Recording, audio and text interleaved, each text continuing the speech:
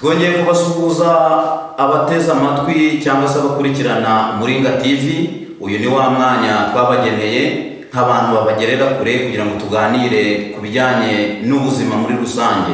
Murabizi ko leta y'ubumwe bw'abanyarwanda hano mu gihugu cyacu nk'uko ikunda abantu bayo yashize imbaraga mu bijyanye n'ubuzima kugira ngo tubungabunge ubuzima. Mbere na mbere igihugu cyacu kiratubwira ngo umutungo gifite mbere na mbere ni abanyarwanda. Abo banyarwanda rero uko dutuye u Rwanda mbere na mbere tugomba kubungabunga ubuzima bwacu. Kuri uyu munsi rero nk'uko twabibasezeranyije Umuringa TV, uyu munsi twaje tubazaniye ibiganiro bikomeye bijyanye n'ubuzima. Mumaze iminsi mukurikirana ibiganiro byerekeranye n'ubuzima. Hari umuganga mugenzi wanjye wabaganirije ku bijyanye n'umuvuduko w'amaraso n'indwara zitandura. N'uyu munsi rero tugiye kubaganiriza ku bijyanye n'ubuzima, indwara dukunze guhura nazo mu buzima busanzwe. Mbere na mbere rero ndabakangurira gukora subscribe ku batarayikora kuri iyi chaîne yitwa Umuringa TV, kuko ibagezaho ibintu bisobanutse harimo inkuru y'ibijyanye n'ubuzima tubamo hano mu gihugu cyangwa se ubuzima busanzwe abantu tubamo, ibijyanye n'imyidagaduro. Ariko no kuri uyu munsi tuje kubabwira ibijyanye n'ubuzima. Turabakangurira rero gukora subscribe ku batarayikora kugira ngo ujye ubona amakuru ku gihe. Umaze gukora subscribe ku batarayikora, urareba iburyo bwawe hari akantu kameze nk'inzogera. Ako kantu kameze nk'inzogera uragakanda kugira ngo niba dushizeho amakuru yaba yerekeye ibyo byose nababwiye bijyanye n'ubuzima, ibijyanye n'imibereho rusange, kugira ngo iyo nkuru ikimara kugeraho uhite uyibonera ku gihe, maze ubashe kumenya ibiri imbere muri iyo nkuru. Ikindi tubakangurira ni ugukora share. Iyo tuvuze share ni ugusangiza iyo nkuru, ibyo wamaze kubona, kugira ngo ubisangize bagenzi bawe. Kuyisangiza iyo nkuru bagenzi bawe uwabafashije kugira ngo nabo bagire icyo bunguka muri ibyo biganiro tuba twashize ku Muringa TV. So gukora subscribe gusa na share, tunabakangurira gukora like no gutanga comment kuri icyo kiganiro tuba twasize ku Muringa TV, kugira ngo nanone tubashe kubona inyunganizi zanyu. Comment tuba dukeneye ni ukutubwira uko bimeze, kutubwira inyunganizi y'ibyo twakosora ubutaha, ndetse n'ibyo twashiramo imbaraga. Uyu munsi rero nk'uko narimaze kubivuga, mbere yo kugira ngo dutangire nyirizina kuri ya ngingo nyamukuru y'uyu munsi, narimaze kubabwira ko tugiye kuganira ku bijyanye n'ubuzima bwo mu mutwe. Tugiye kuganira ku ndwara yugarije isi. Abantu benshi ntabwo bakunze kubimenya, ariko ni indwara ikomeye. Ndaza kubabwira statistique cyangwa se ibipimo ku rwego mpuzamahanga no ku rwego ku gihugu cyacu. Indwara yitwa agahinda gakabije mu ndimi z'amahanga bakunze kwita depression cyangwa depression mu Cyongereza. Nabakangurira rero gutega amatwi, kuko turaza kubonamo ubumenyi buhagije budufasha, ari uburyo bwo hari icyo dushobora gukora kugira ngo tuyirinde kuwo yamaze kugeraho. Icyo twamukorera, turaza kubona ibimenyetso ndetse n'ibishobora kuyitera. Ngewe rero ujye kubagezaho kino kiganiro, nkaba nitwa Mwitende Alex nk'uko nabibabwiye. Nkaba ndi umuganga ushinzwe gukurikirana ibijyanye n'ubuzima bwo mu mutwe, gufasha abantu bagize bya bibazo byo mu mutwe. Murakoze cyane.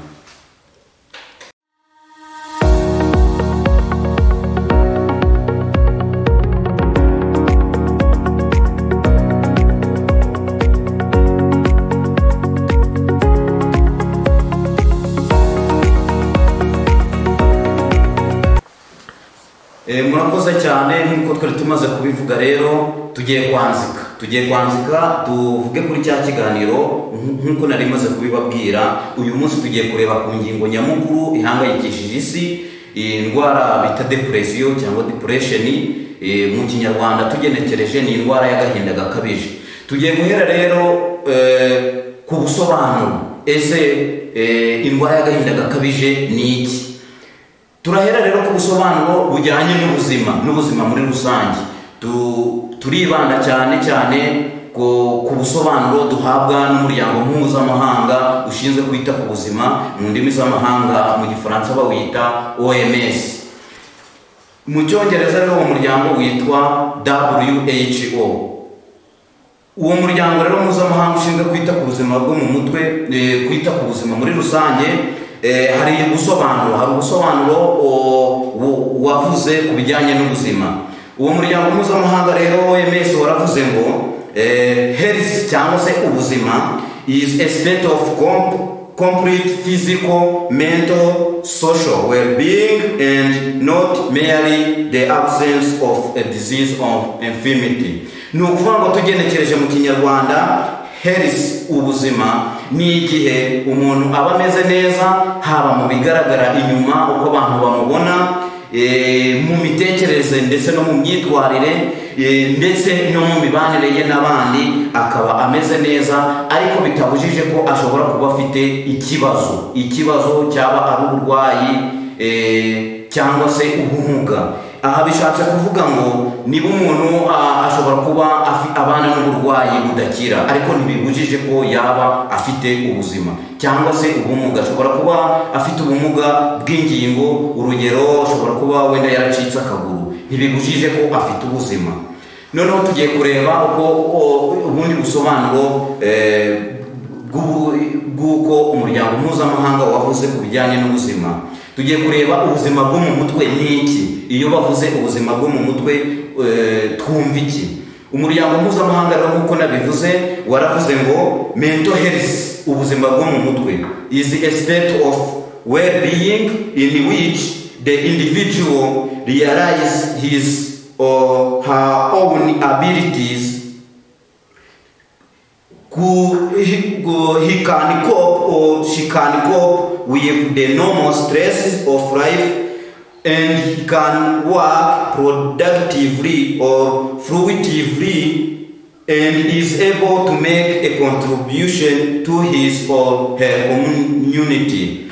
Tugenekereje mu Kinyarwanda bishatse gusobanura ngo ubuzima bwo mu mutwe ni igihe umuntu aba ameze neza, haba mu mitekerereze no mu myitwarire, kandi akaba ashobora gutanga umusanzu cyangwa se umusaruro mu byiza mu bijyanye n'aho atuye, kandi akaba ashobora kumenya imbaraga ze, cyangwa se akaba ashobora kumenya intege nkeya ze aho zigarukiye, akaba ashobora gutanga umusanzu mu iterambere ry'aho atuye.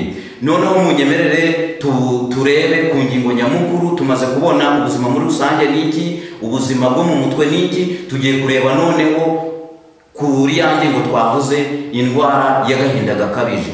Igihe umuntu bavuga ko yagize indwara y'agahinda gakabije biba bimeze bite?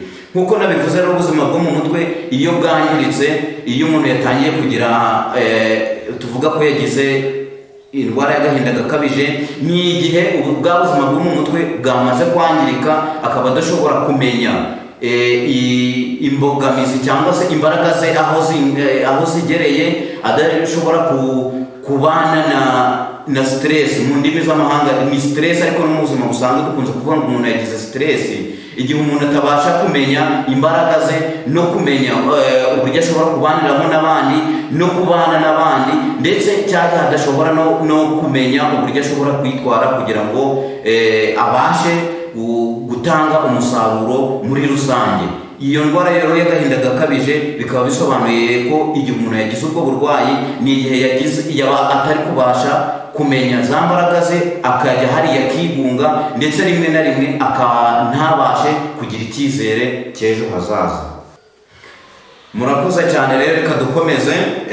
Uko bigaragara byo mudukurikiye kuri iyi nkuru ijyanye n'ubuzima bwo mu mutwe, by'umwihariko ku ndwara y'agahinda gakabije, nari maze kubabwira ku bijyanye n'ibisobanuro ku bijyanye n'ubuzima muri rusange, mbabwira ku bijyanye n'ubuzima bwo mu mutwe, ndetse mbasha no kubabwira indwara y'agahinda gakabije, ubusobanuro bwayo.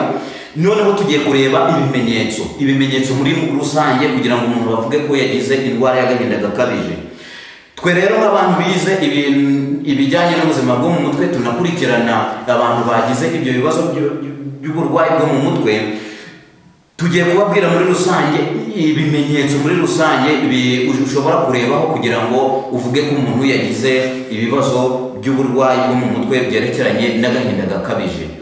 Uburwayi bwo mu mutwe rero bw'agahinda gakabije tubureba tuvuga yuko umuntu yagize icyo kibazo cy'agahinda gakabije, tubireba mu igihe hejuru y'ibyumweru 2 agaragaza bino bimenyetso ngiye kuvuga. Ni ibimenyetso byibuze ibimenyetso 5 mu bimenyetso ngiye kuvuga akaba yabigaragaje mu gihe kingana n'ibyumweru 2 kuzamura. Ibyo bimenyetso rero ngiye kuvuga ni ibi ngibi.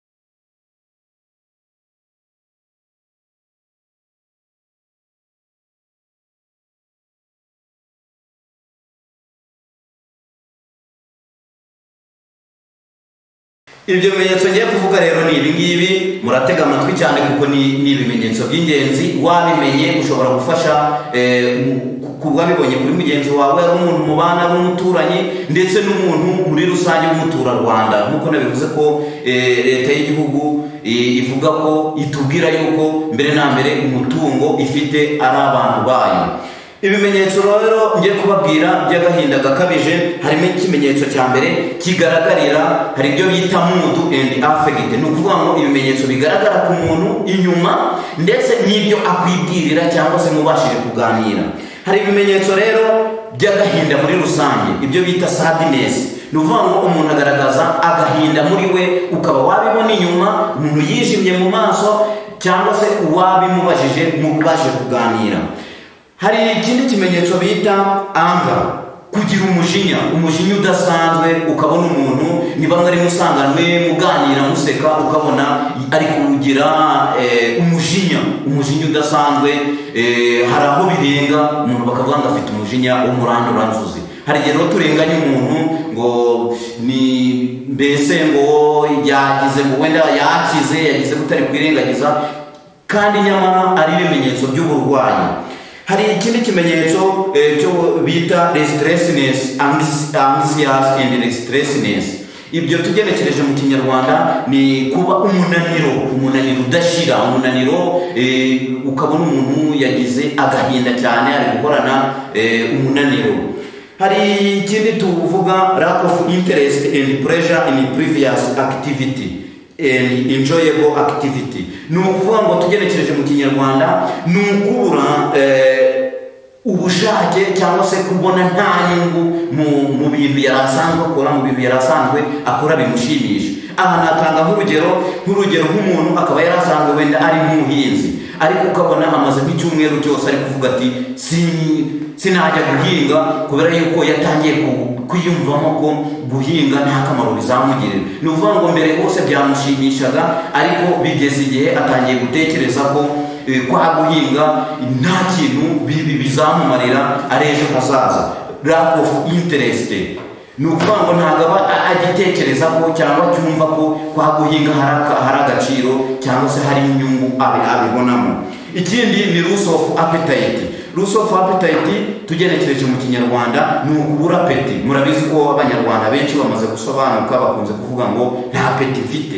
Ni ukuvuga ngo kubura apeti cyangwa se kubura ubushake mu bijyanye n'imirire. Niba tuvuge ko nk'umuntu yari asanzwe yikundira agafiriti cyangwa se yari asanzwe yikundira utuboga yatetse neza yatwiteguriye, ariko ugasanga amaze nk'ibyumweru 2 yumva bya biryo yakundaga, kwa kundi yakundaga bya biribwa, akumva noneho ntabwo akibishaka.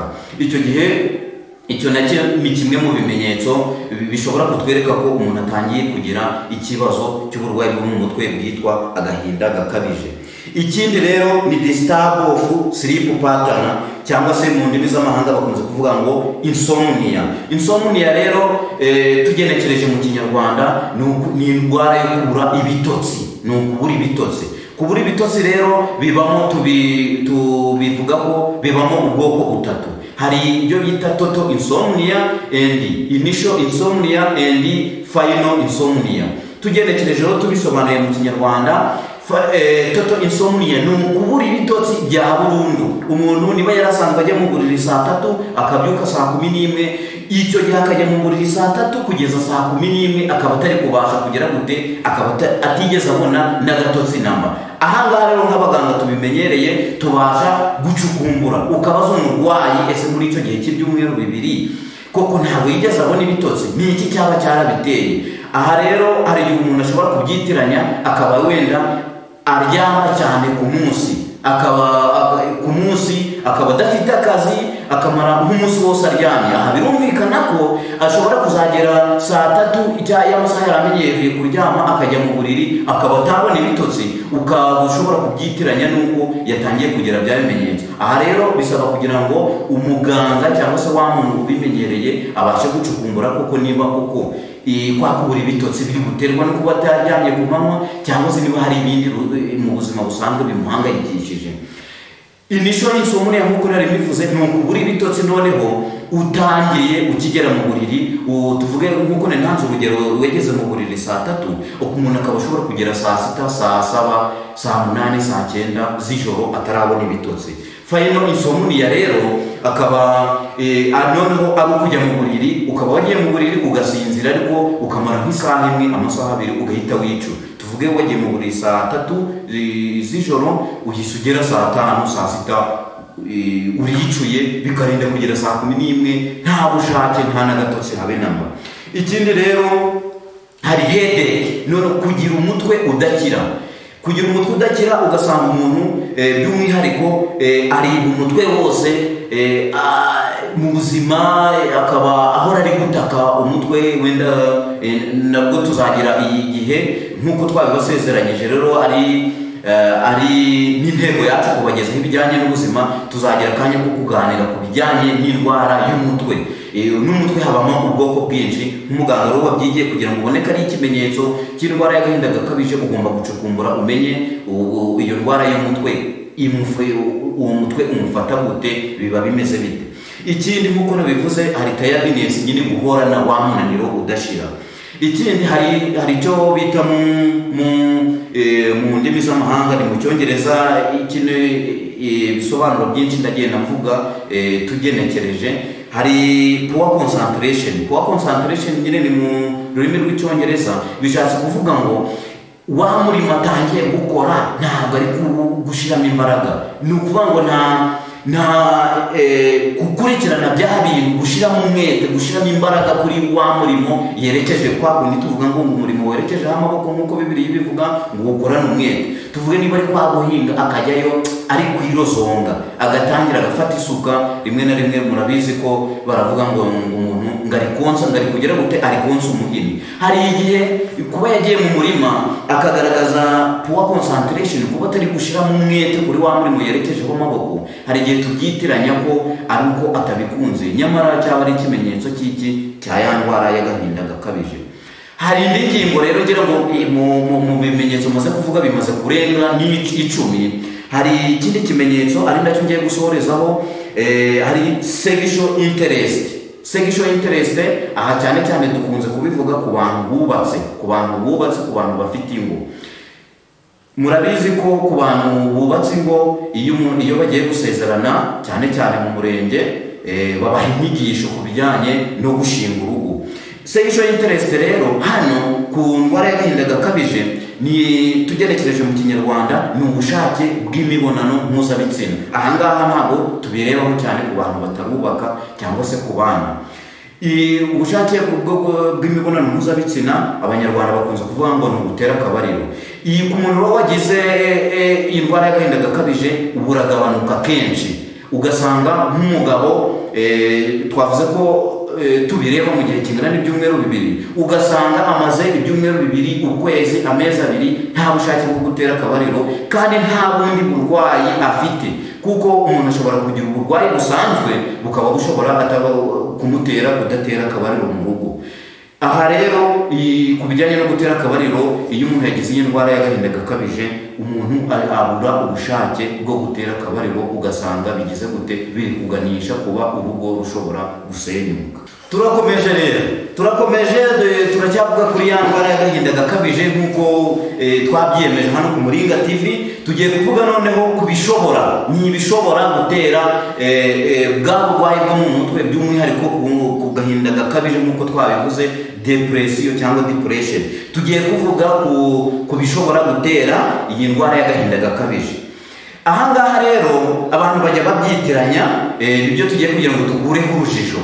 Mu ntangiriro dutangira kino kiganiro nigeze kubabwira yuko tugiye gukuraho urujijo ku bijyanye n'uko abanyarwanda cyangwa se mu giturage hasi iriya, aho umuntu agira ikibazo cy'uburwayi bwo mu mutwe ugasanga bari kubyitiranya n'iki, n'amarozi. Aho kugira ngo umuntu bamuzane kwa muganga ahabwe ubufasha, ugasanga abantu bari kwirukanka mu giturage, ugasanga bari kujya kuraguza, bari gutakariza ya mitungiro hirya ngiyo, ugasanga umuntu yari afite ikimasa, yari afite inka, rimwe na rimwe tujya twumva ngo bagiye kuraguza bakabatuma ihene y'ibara rimwe n'ibiki, ugasanga umuntu yatakaje imitungo myinshi ngo ari kuvuza uburwayi bw'amayobera. Aha tumaze kubabwira ibimenyetso, rero tugiye kubabwira none igishobora gutera uburwayi bwo mu mutwe, harimo nyine bwa burwayi twavuzeho, indwara y'agahinda gakabije.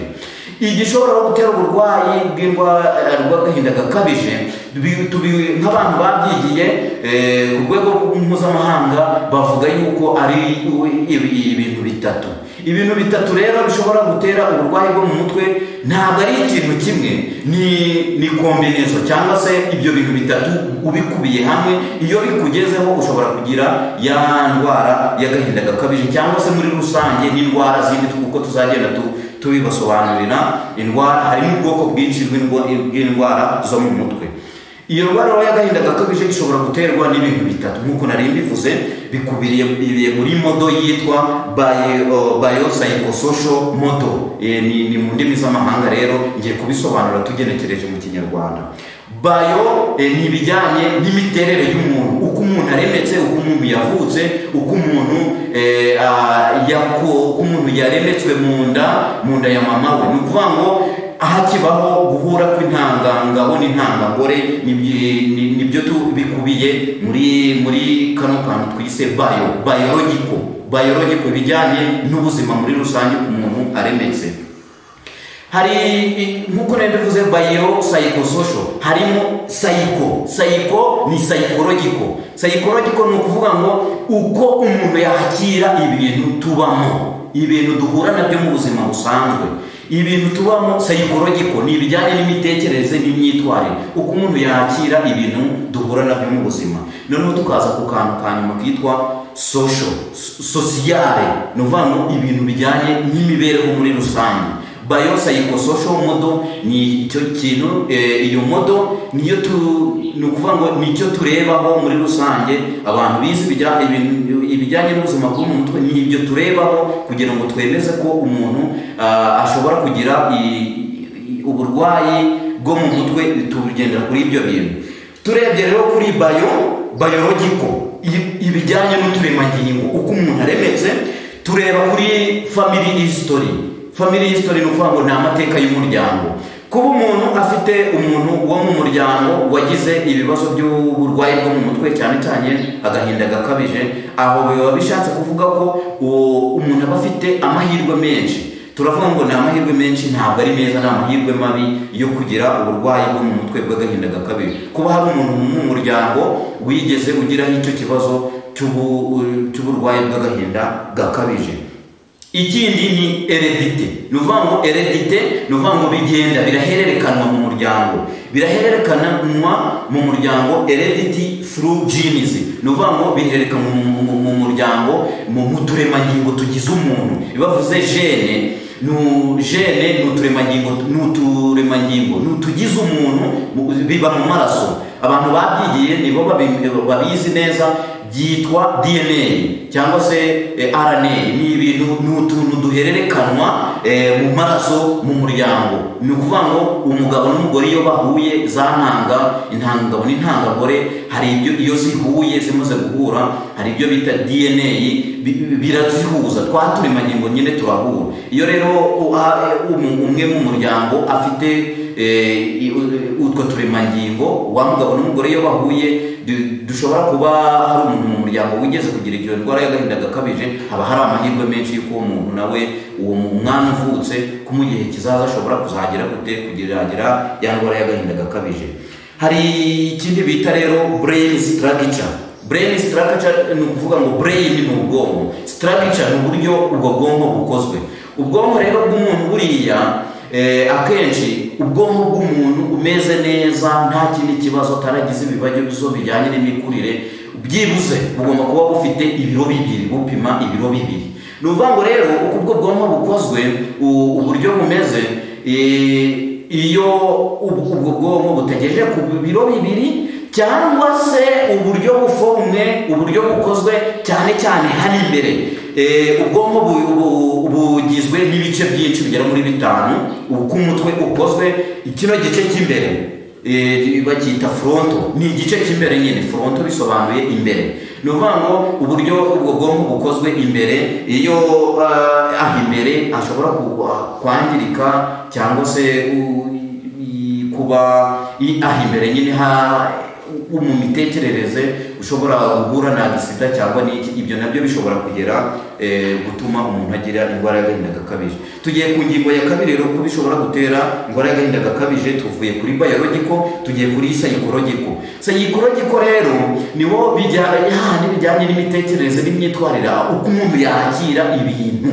Mu gusobanura hari ahantu nageze ndavuga ngo no stress, ni ukuvuga ngo stress ni ubuzima busanzwe, ibintu duhura nabyo, kuko ubuzima tubamo duhura na stress ni ukuvuga ngo ibintu duhura nabyo kubyakira. Aha ngaha psychological rero ni uburyo twakira ibintu, igihombo umuntu ahura nacyo mu buzima. Aha ngaha rero hazamo ibintu byinshi, harimo uburyo wakira kubura umuntu wakundaga, death, kubura umuntu wakundaga, urupfu muri rusange. Tuvuga niba warashakanye n'umuntu ukabura mubuze amanzagane, kuba umuntu apfuye, ibyo uburyo twakira ibyo bintu. Uburyo twakira igihombo, kuba umuntu yacuruje, yatangiye yashoye miliyoni ugasanga arahombye, icyo ni ikindi. Kuba umuntu yahinze akabona mu byo yashoye, niba yarahinze ibiro 50 by'ibishyimbo ugasanga nta n'ibiro 20 akuyemo, igihombo tugira mu buzima. Ikindi kijyanye n'iyi psychological, uburyo twakira ibintu, harimo no kuba umuntu yagenda bakaba baramwibye. Murabizi ko kubera ubushomeri cyane cyane mu rubyiruko, usanga abantu bagira gute, habaho ibintu bita ubutubuzi, ugasanga umuntu baramutuburiye. Ibyo bintu rero, uburyo twakira ibintu, kubura imbaraga zo kwakira bya bintu bijyanye na psychological, ibijyanye n'imitekerereze n'imyitwarire, ibyo nabyo bishobora kugera gutera uburwayi bwo mu mutwe, agahinda gakabije cyangwa se n'ibindi muri rusange. Tugeze rero ku ngingo ya gatatu yitwa social rero hano ni imibanire n'abandi, abaturanyi, abo mubana mu nzu, uwo mubana uwo murana ku gitanda kimwe, uburyo ubanye n'abakozi mukorana, abo ukora, haba mu makoperative, niba ucuruza wa muntu mwegeranye, rimwe na rimwe ugasanga nk'umucuruzi tuvuge yarasanganywe umukiriya, yazaga akamuha icashara, akabona mugenzi we baturanye bacuruzanya aramumutwaye, ugasanga rimwe na rimwe niba yazaga akamuha icashara cy'ibihumbi 20, bya 20 uyu munsi ntabibonye, kubyakira uburyo buri sosiyale. Ikindi hano kiri sosiyale nabibashe kubivugaho, uburyo tubana, uburyo tubanirana. Tuvuge wenda urugero, nk'umugabo n'umugore ugasanga babana mu makimbirane mu muryango, hazamo n'ibintu bijyanye n'ihohoterwa, kuba umuntu yahohoterwa. Ibi nabyo bishobora kugera ku burwayi bwo mu mutwe bw'agahinda gakabije cyangwa se n'ubundi burwayi. Ikindi rero kiri sosiyale tugiye kuvugaho, ari nacyo gikomeye cyane, tuzagira ikindi kiganiro cy'umwihariko tuzabivugaho cyitwa drug abuse cyangwa substance abuse, substance use. Ni ukuvuga ngo tugenekereje mu Kinyarwanda ni ikoreshwa ry'ibiyobyabwenge. Iki kintu tuzakibandaho mu biganiro byacu bizaza, kuko gukoresha ibiyobyabwenge ni kimwe mu bintu bishobora gutera indwara y'agahinda gakabije cyangwa se n'uburwayi bwo mu mutwe muri rusange. Iki kiganiro tuzakigarukaho rwose, turabibasezeranya kuko iki kintu cy'ibiyobyabwenge gihangayikishije isi cyane cyane rwose, kuko gitera n'amakimbirane mu muryango. Turakomeje twamaze kubabwira ubusobanuro muri rusange bijyanye n'ubuzima bwo mu mutwe. Tuvuga ubusobanuro bw'indwara y'agahinda gakabije, twavuze ku bimenyetso kugira ngo tubashe gusobanukirwa by'umwihariko ibyo bimenyetso, kugira ngo uwo tubonyeho ibyo bimenyetso tugere gute tumufashe. Tuvuze no kubiyitera, twavuze biopsychosocial model. Hano rero ku Muringa TV tuzajya tubagezaho ibintu byiza, ibintu bijyanye n'imibereho myiza, ibintu bijyanye n'imibereho tubamo muri rusange, ibintu bijyanye n'ubuzima muri rusange. Rero dukomeje ya ndwara y'agahinda gakabije nk'uko twabibabwiye. Tugiye kubabwira noneho ubufasha buhabwa wa muntu wagize ya ndwara y'agahinda gakabije. Ubufasha rero duha abantu bagize cya kibazo cy'indwara y'agahinda gakabije ni ubufasha bwinshi pe, ni ubufasha bwinshi. Harimo ubufasha bukubiye mu buryo bubiri. Hari ubufasha bw'imiti, ariko hakaba n'ubufasha bw'ibiganiro. Ubu rero ngiye gutangira babwira ku bujyanye n'ubufasha bw'ibiganiro. Ubufasha bw'ibiganiro rero muzabubona igihe waje kwa muganga. Ni igihe waje kwa muganga, ubwo bufasha bw'ibiganiro ndetse n'ubufasha bw'imiti. Ubwo bufasha rero ubuhabwa igihe waje kwa muganga. Mbere na mbere, igihe wabonye bya bimenyetso kuri wa muntu wawe, umuzana hano kwa muganga. Nk'uko rero nabivuze, leta y'ubumwe bw'abanyarwanda yatwegereje ubuvuzi no ku bigo nderabuzima byose mu Rwanda. Aho wagera hose uzaza uhabwe ubu bufasha kuri kino kibazo cy'uburwayi bwo mu mutwe, cyane cyane uyu munsi twavuze ku ndwara y'agahinda gakabije. Tugiye kuvuga rero ubufasha buhabwa abantu bagize iyo ndwara y'agahinda gakabije. Ubufasha bwa mbere rero bw'ibiganiro ngiye guheraho, ari nabwo nibandaho nyirizina, kuko ubufasha bw'imiti mbere na mbere ubuhabwa cyane cyane iyo waje kwa muganga. Nibwo tubasha kugusobanura neza duti uyu muti ugufasha gutya. Noneho ubwo bufasha bw'ibiganiro ubuhabwa umuntu waje kwa muganga. Harimo ubufasha bw'ibiganiro bita PM+. PM+ akaba ari mu magambo y'impine. PM+ ni mu magambo y'impine, mu magambo arambuye bikaba byitwa Program Management Plus. Program and Problem Management Plus. Problem Management Plus bisobanuye ngo ni ubufasha uhabwa n'inzobere mu bijyanye n'ubuzima bwo mu mutwe. Uhabwa ibiganiro uhabwa kugira ngo ubashe guhangana n'ibibazo. Twabonye ko ibintu bitera uburwayi bwo mu mutwe harimo n'iyo ndwara y'agahinda gakabije. Hari ibintu biza bibigutera. Hari no rero ibyo bintu bibigutera harimo tuvuge nk'ibiyobyabwenge. Iyo hawe ibyo biganiro ni ibiganiro bitanu. Ikiganiro kimwe ukaba ugihabwa rimwe mu cyumweru. Ikiganiro kimwe ugihabwa mu gihe kingana n'isaha n'igice. Icyo kiganiro kikaba ugihabwa mu gihe kingana n'isaha n'igice. Iyo Problem Management Plus, icyo kiganiro ugihabwa mu gihe kingana n'isaha n'igice rimwe mu cyumweru. Bikaba ari ibiganiro bitanu. Ni ukuvuga ngo ikiganiro cya mbere cyitwa ngo kigiye kunyuramo mu ncamake. Ikiganiro cya mbere kikaba cyitwa guhangana n'umuhangayiko ukabije. Iki kiganiro ubufasha buhabwa umuntu wagize indwara y'agahinda gakabije, Problem Management Plus mu ndimi z'amahanga. Problem Management Plus mu Kinyarwanda iyo tugenekereje tuyita guhangana n'ibibazo hashingiwe ku mitekerereze n'imyitwarire. Ikiganiro cya mbere rero uhabwa cyitwa guhangana n'umuhangayiko ukabije cyangwa se managing stress. Hari umwitozo uhabwa n'umuganga nyine w'inzobere. nk'uku nguku uraza ukaganira n'uwo muganga akakwigisha uburyo uzajya uhangana n'umuhangayiko ukabije. Ikiganiro cya kabiri cyitwa managing problems. Ni ikiganiro tugerekeje mu kinyarwanda cyitwa guhangana n'ibibazo. Ni ukuvuga ngo hari ikibazo nyirizina kiba kigutera iyo ndwara y'agahinda gakabije. Tureba murabizi ko mu buzima busanzwe ntabwo twabuze ibibazo kubaho, ntabwo twabuza ko umuntu agira gute, umuntu hari igihe kigera, hari imyaka twemerewe ku isi, hari imyaka nyirizina, hari uburyo Imana iba yarabigennye, igihe kiragira umuntu akagira gute, agataha, agahura n'urupfu. Nk'icyo kibazo rero cyo kuba wabuze umuntu ni ikibazo kidakemuka, ariko hari uburyo dufasha umuntu kugira gute, kubyakira. Ikiganiro cya gatatu kikaba cyitwa nacyo gutangira no gukomeza guhangana n'ibibazo. Ni ukuvuga ngo dufasha umuntu guhangana n'ibibazo muri rusange ahura nabyo bishobora kuba bimutera ya ndwara y'agahinda gakabije. Ikiganiro cya kane rero kikaba cyitwa gushimangira ubufasha mbonezamibanire. Aha ngaha rero dufasha umuntu kugira ngo niba hari ibibazo yatangiye gukemura, niba ari ibibazo, hari ikigero runaka agezeho cyo gukemura ibibazo, noneho imibanire ye n'abandi, kuko twabonye ko mu bishobora gutera uburwayi bwo mu mutwe bw'agahinda gakabije harimo imibanire social.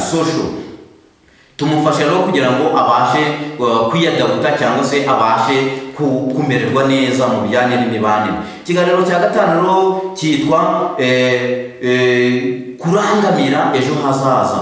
Kurangamira ejo hazaza ni ukuvuga ngo dufasha umuntu kugira ngo arebe ejo hazaza, abashe kugira gute, abashe gutegura ejo hazaza. Ntabwo ari cya gihe yicara avuga ngo ejo hazaza ubuse bizagenda bite, ahubwo tumufasha kugira gute, kumva ko hari icyizere cy'ejo hazaza.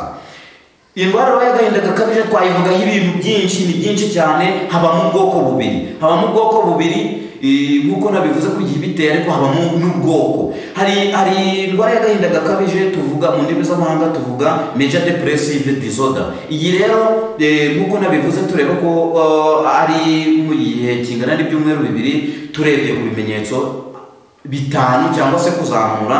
Iyi ngiyi imara hagati y'ibyumweru 2 kugeza ku myaka 2, ntabwo igomba kurenza imyaka 2. Noneho hari iyindi bita persistence depressive disorder. Iyo ngiyo noneho tuyibara igihe umuntu amaze hejuru y'imyaka 2, cyangwa se mu yandi magambo tuyita dysthymia. Aha rero ku rwego mpuzamahanga OMS ibikarasa cyangwa se ibivuga yuko iyi ndwara y'agahinda gakabije ku rwego mpuzamahanga, nk'uko nabibasezeranyije ku bijyanye na statistique, ubushakashatsi bugaragaza ko ku rwego mpuzamahanga hari byibuze ku mwaka habarurwa miliyoni zirenga 264 z'abantu bagaragaweho n'indwara y'agahinda gakabije. Siko bose bajya kwa muganga ngo bafate imiti, ariko ku rwego mpuzamahanga OMS igaragaza ko hari abantu barenga miliyoni 264 bagira ikibazo cy'uburwayi bw'agahinda gakabije, by'umwihariko uburwayi bwo mu mutwe. Ni ukuvuga ngo mu Rwanda ho, kubera ibikomere twanyuzemo bya jenoside, byagaragaye ko abantu bari hejuru y'imyaka 25 kuzamura bagenda bagira ibibazo by'indwara y'agahinda gakabije, bitewe n'uko y'amateka twanyuzemo ya jenoside. Namwe murabizi muri Mata 1994 abantu iyo twageze mu gihe cyo kwibuka bakunze kugaragaza cya kibazo cy'agahinda, bakagaragaza ibimenyetso by'indwara y'agahinda gakabije, ariko by'umwihariko ihungabana rero ni kimwe mu bimenyetso by'indwara y'agahinda gakabije. Iyo rero wa muntu wahuye n'ihungabana, iyo adafashijwe, iyo adabonye ubufasha nyirizina, bigeraho akagira ya ndwara y'agahinda gakabije. Ku Muringa TV rero turabasezeranya ko tuzakomeza kubabwira ku bijyanye n'ubuzima muri rusange, ariko nanone tutibagiwe turabakangurira gukora subscribe. Nk'uko mubyumvishe rero, ibiganiro byacu biraryoshye, biraryohereye, ibiganiro bijyanye n'ubuzima kubaganiriza ku ndwara zitandura, kubaganiriza ku ndwara zijyanye n'ubuzima bwo mu mutwe iyo bwatangiye kwangirika. mwumva ko rero ni ibintu byiza.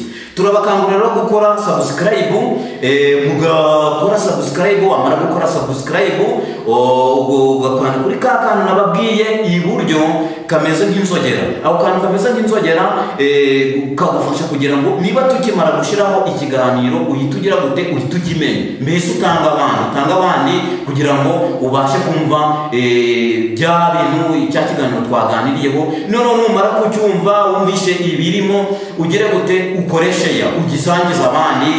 Tuba mu magrupe ya WhatsApp, ugisangize kuri za Facebook, ugisangize kuri nawe ube wagisangiza abandi ku mbuga nkoranyambaga za WhatsApp, ndetse ubashe no kugira gute, ukore na like, unatere comment. Utere comment ni ukuvuga ngo utubwire uko wakibonye, utubwire icyo twakosora, utubwire ibyo twashiramo imbaraga.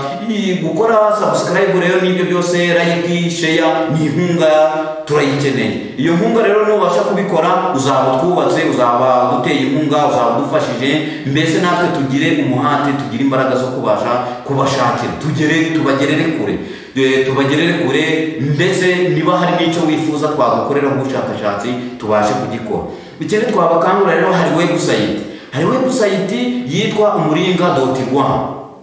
Ushobora, abantu benshi bamaze gusobanuka, cyane cyane ku rubyiruko ufite smartphone cyangwa se machine, wageze ahantu hari ka wifi cyangwa se waguze megabyte, wakoresheje megabyte zawe, ukagera gute, ukajya kuri social media ukandika umuringa.rw. icyo gihe naho ni website aho ushobora gushakana amakuru yerekeranye n'ibi bintu tuba tubabwira, ibyerekeranye n'ubuzima, ndetse hari naho dufata tukabagerera mu giturage, ese abanyarwanda tubayeho gute, ndetse tunabashiriraho udukuru turyoshye, aho ushobora kumva uvuye mu kazi wananiwe, ugafata akanya ko kureba, ugasura Umuringa TV cyangwa se umuringa.rw, ukaba wasangaho udukuru turyoshye dushobora kugufasha kumara stress. Ni ukuvuga ngo twabakangurira gukora subscribe, tukabakangurira gukora share, mukabasha kubisangiza n'abandi. Turabashimira rero cyane, tubabwira yuko ibiganiro byiza biryoshye nakagaruka. Turabashimiye, murakoze. Turababwira yuko ubutaha tuzabagezaho n'ibindi biganiro byiza bijyanye n'ubuzima za ndwara zitandura, ndetse n'ibijyanye n'ubuzima bwo mu mutwe. Murakoze cyane, turabashimiye.